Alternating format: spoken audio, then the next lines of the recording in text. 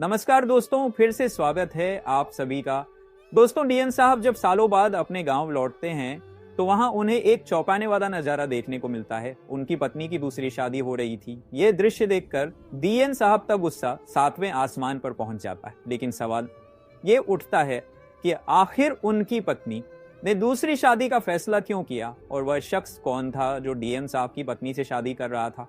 आइए जानते हैं पूरी कहानी की सच्चाई इस वीडियो में। लेकिन वीडियो में आगे बढ़ने से पहले आप सभी से रिक्वेस्ट है कि आप वीडियो को एक लाइक कर दीजिए और हमारे YouTube चैनल को सब्सक्राइब कर दे। कलेक्टर साहब अतुल अपने ईमानदारी और न्याय वीरता के लिए मशहूर थे, लेकिन उनकी व्यस्त जिंदगी में खालीपन का एक दर्द भी था जो उनके दिल में सालों से दफन था। वह दर्द ये था कि उनकी पत्नी काव्या उनसे बिछड़ गई थी। काव्या कॉलेज के दिनों की उनकी पहली और आखिरी मोहब्बत थी।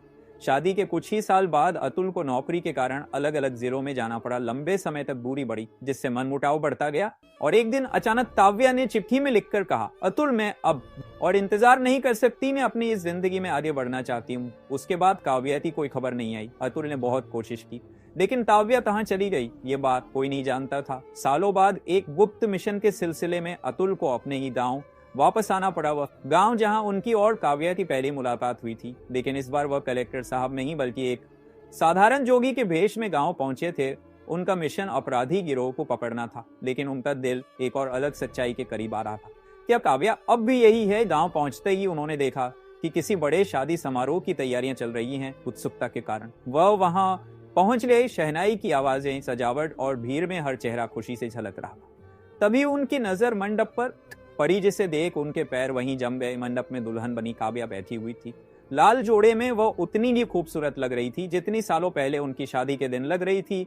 लेकिन उनके चेहरे पर एक हल्की उदासी भी थी, जिसे शायद वहां कोई और नहीं देख पा रहा था। काव्या किसी और के साथ फेरे लेने जा रही थी। अतुल का दिल एक पल के लिए टूटकर बिखर गया। उनकी आंखों में आंसू उमड़ आए, लेकिन उन्होंने खुद को संभाला। उनके मन में कई सवाल थे। क्या काव्या ने सच में आगे बढ़ने का फैसला कर लिया था? क्या वह अब भी उनसे प्यार करती थी, या फिर इस शादी के पीछे कोई और सच्चाई छुपी हुई है? अतुल ने जोगी के वेश में मंडप के पास पहुंचकर एक कोने में बैठने का फैसला किया। वह वहां हर चीज पर नजर रखना चाहते थे। शादी के मंत्रों के बीच काव्या की आंखें एक पल के लिए भी नीचे नहीं झुकी। उनकी निगाहें मानो जैसे किसी को ढूंढ रही थी। तभी अचानक बिजली चमकी और बारिश होने लगी। पंडित जी ने कार्यक्रम को रोकने का संकेत दिया। इस छोटे से विराम ने अतुल को मौका दे दिया। वह चुपचाप काव्या के पास गए और धीमी आवाज में कहा, काव्या ये मैं तुम्हारा अतुल हूँ। काव्या का चेहरा सफेद पड़ गया, उनकी आंखों में आंसू बहने लगे। लेकिन उन्होंने कुछ नहीं कहा, बस अपनी उंगली में पहने अंगूठी को हल्के से छू लिया, जो उनकी शादी की निशानी थी। अतुल ने महसूस किया कि काव्या के भीतर एक तूफान चल रहा है। लेकिन तभी मंडप के दूसरी तरफ खड़ा दूल्हा, जो अभी तक शांत था, अचानक खड़ा हो गया। उसकी आंखों में एक अलग सा तेज था, जैसे कि वह सब कुछ जानता हो। शादी के बीच बारिश ने पूरे माहौल को बदल दिया। कुछ देर बाद बारिश थम गई तो लोग इधर उधर भागने लगे, मगर अतुल वहीं खड़े रहे। काव्या की आंखों में देख रहे थे। उनकी आंखों में दर्द था और सवाल भी। वह चाहकर भी कुछ नहीं कह पा रही। दूल्हा धीरे धीरे उनके पास आया। उसकी चाल में आत्मविश्वास था, लेकिन चेहरे पर गंभीरता। उसने अतुल को देखा और बिना किसी परिचय के सीधा काव्या से पूछा, क्या तुम इस व्यक्ति को जानती हो? काव्या ने कुछ पल खामोश रहकर अतुल की तरफ देखा, फिर उसने हल्का सा सर हिला दिया। हाँ, यह वही है जिसका मैं इंतजार करती रही। यह सुनकर अतुल के भीतर हलचल मच गई। अगर काव्या ने इंतजार किया था तो फिर वह इस शादी के मंडप में क्यों थी? अतुल ने गहरी सांस ली और संयम से पूछा, काव्या अगर तुमने मेरा इंतजार किया तो आज यहाँ क्यों हो? मुझे सब सच बताओ। लेकिन काव्या ने जवाब देने के बजाय अपनी आंखें झुका दी, जैसे कि वह कुछ कह नहीं पा रही थी, या शायद उसे रोकने वाली कोई ताकत थी। इतने में ही बूढ़ा बोल पड़ा, आप कौन हैं और यहाँ आकर क्यों मेरी दुल्हन को परेशान कर रहे हो? उसकी आवाज में तंज था, लेकिन गुस्सा भी। अतुल ने गहरी नजरों से उस आदमी को देखा। कुछ अजीब सा था। उसने वह सादे कपड़ों में था, लेकिन उसकी आंखों में चालाकी झलक रही थी। उसने खुद को गांव का एक साधारण किसान बताया, लेकिन अतुल को कुछ सही नहीं लग रहा था। उसी समय गांव का एक बुजुर्ग व्यक्ति वहां उनके बीच आ पहुंचा और दोनों को देखकर ठिठक गया। उसने काव्या को देखते हुए कहा, बेटी ये सब क्या है? क्या तुमने उसे अपनी सच्चाई नहीं बताई? अतुल ने बुजुर्ग व्यक्ति की तरफ देखा तो उसने कहा, तुम्हें सब सच जानना चाहिए, तभी काव्या बोलती है।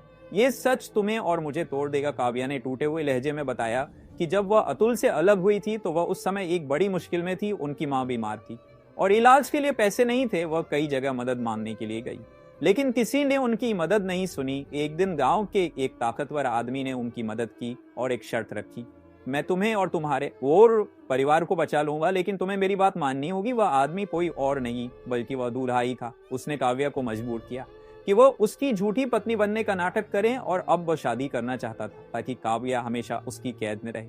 ये बात सुनकर अतुल का खून खोलने लगा। वह उसे आदमी को वहीं पकाने के लिए तैयार था, लेकिन उसने खुद को शांत रखा। उसने महसूस किया कि यह मामला बहुत ज्यादा उलझा हुआ है। इसी बीच गांव के और भी लोग मंडप के पास जमा होने लगे।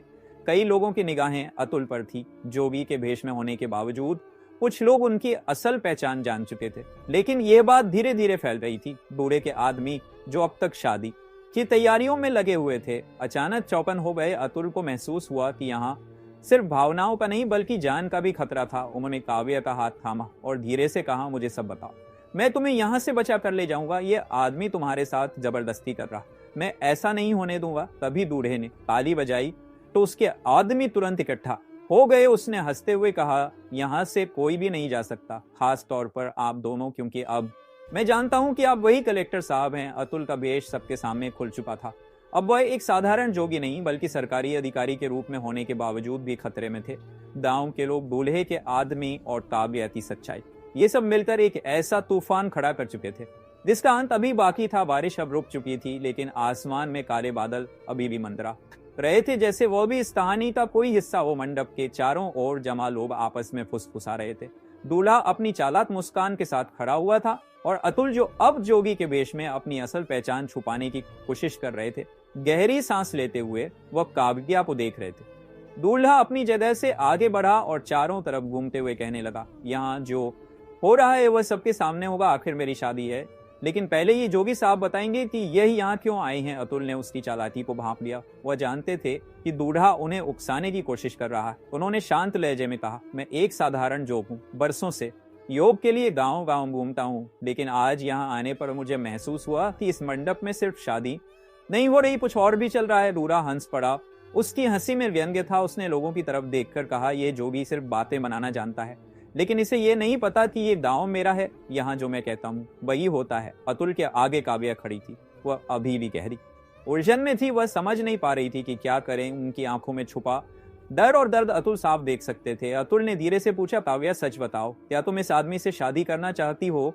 काव्या का चेहरा और भी सफेद पड़ गया। उसने कांपते हुए कहा, यह मेरा फैसला नहीं है, मेरे पास कोई और रास्ता नहीं था। अतुल का दिल टूटकर बिखरने लगा, लेकिन वह जानते थे कि यहाँ भावनाओं से काम नहीं चलेगा। उन्हें उस दूल्हे का असली चेहरा सबके सामने लाना होगा। अतुल ने अपनी जेब से एक छोटा सा रिकॉर्डर निकाला जिसे उन्होंने चुपके से मंडप के पास रख दिया था। उन्होंने उसे चालू किया और उसमें दूल्हे की आवाज गूंजी, शादी के बाद काव्या का परिवार मेरे हाथ में होगा, उसके पास लौटने का कोई रास्ता नहीं बचेगा। मैं उसकी माँ का इलाज सिर्फ एक दिखावा कर रहा हूँ। मंडप में सन्नाटा छा गया। लोग एक दूसरे का मुंह देखने लगे। दूल्हे का चेहरा लाल पड़ गया। उसने गुस्से में कहा, यह झूठ है, ये जोगी सबको भड़काने आया है।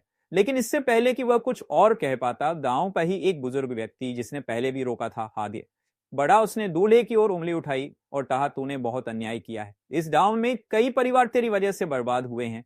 अब समय आ गया है कि तेरा सच सबके सामने आए। दूल्हा अपने आदमियों की ओर मुड़ा और चिल्लाया, इस जोगी को और इस बूढ़े को यहां से खींचकर बाहर फेंक दो और हाँ, काव्या को भी ले जाओ। अब यह शादी यहीं खत्म होगी। अतुल ने समय की गंभीरता को समझते हुए अपनी पहचान उजागर करने का फैसला किया। उन्होंने अपनी आवाज में अधिकार लाते हुए कहा, कोई भी हाथ उठाने से पहले यह जान ले कि मैं कौन हूं। मैं इस जिले का कलेक्टर हूं। ये गांव तुम्हारी कोई जागीर नहीं है।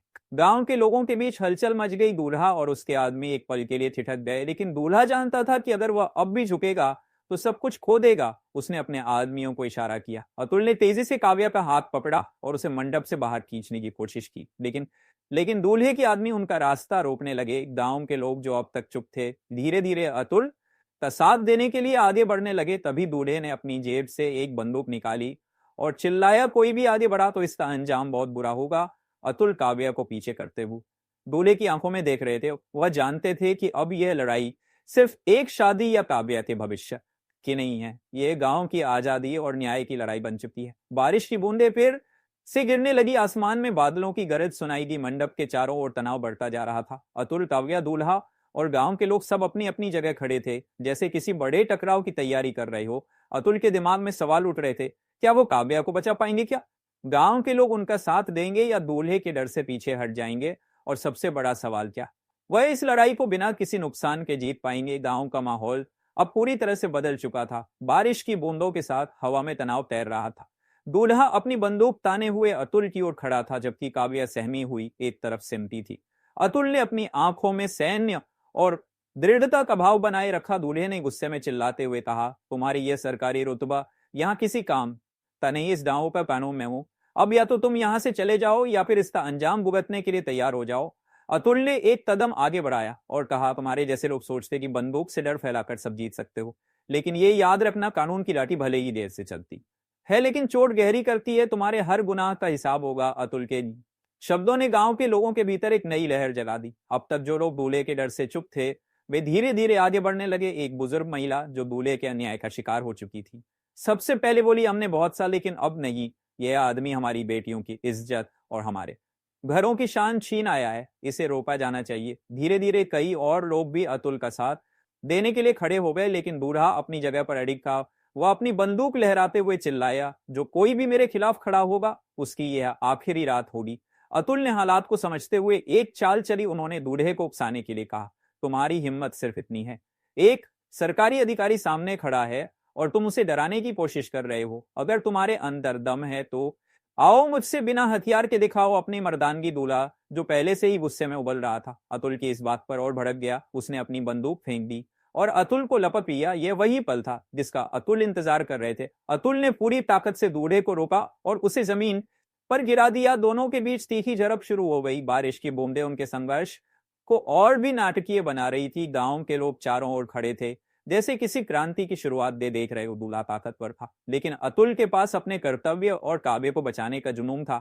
आखिरकार अतुल ने उसे जमीन पर दबोच लिया। तभी गांव के कुछ लोग आगे आए और दूल्हे के आदमियों को पकड़ने लगे। काव्या एक तरफ खड़ी सब कुछ देख रही थी। उनकी आंखों में आंसू थे, लेकिन उनमें राहत की चमक भी थी। वह अतुल के पास आई और धीरे से बोली, तुमने मेरे लिए इतना सब कुछ किया, लेकिन मैं अभी भी इस डर से बंधी हुई हूं कि यह कहानी यहां खत्म नहीं होगी। यह आदमी इतनी आसानी से हार मानने वालों में से। अतुल ने काव्य के कंधे पर हाथ रखते हुए कहा, तुम्हें अब डरने की कोई जरूरत नहीं है। मैं तुम्हारे साथ हूं और यह सिर्फ तुम्हारी लड़ाई नहीं है, यह उन सब की लड़ाई है जिन्होंने इसका अत्याचार सहा है। उसी समय अतुल का गुप्त संदेश पुलिस तक पहुंच चुका था। कुछ ही देर में पुलिस की गाड़ियां गांव में दाखिल हुई। दूल्हे और उसके आदमियों को हथकड़ियां पहनाई गई, लेकिन दूल्हा जाते जाते अतुल और काव्या को घूरते हुए बोला, यह कहानी अभी खत्म नहीं हुई है। मैं लौटूंगा और तब सबको इसकी कीमत चुकानी पड़ेगी। पुलिस की गाड़ियां चली गई। गांव के लोग धीरे धीरे मंडप के पास जमा हुए। काव्या और अतुल को घेर लिया।